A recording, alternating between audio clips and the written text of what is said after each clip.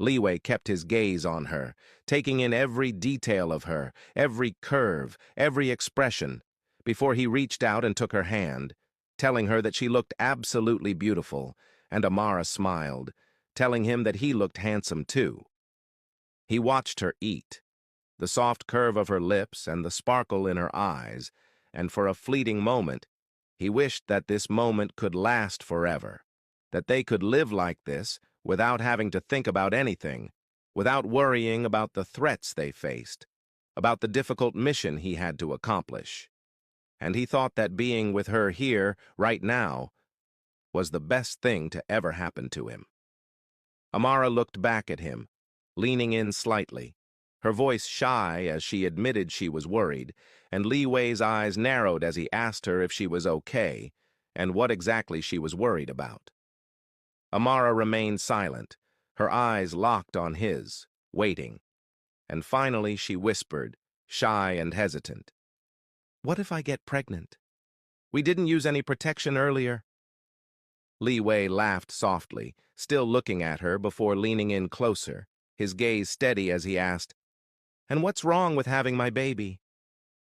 Amara looked away, blushing, before meeting his eyes again and confessing that she was still in school, that she wanted to finish her studies first and be married before having children. Liwei didn't break eye contact, telling her not to worry, that if he ever got her pregnant, he would make sure he tells her, and that he wouldn't do it without her consent either. Amara felt a small relief at his words, her shoulders relaxing, just as Liwei's phone beeped, and he immediately glanced at it.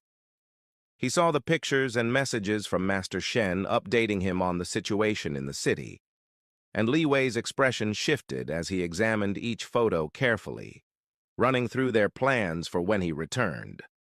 Amara's concern grew, and she asked if everything was okay, and Liwei snapped out of his concentration, looking back at her, telling her that he was a bit anxious about things.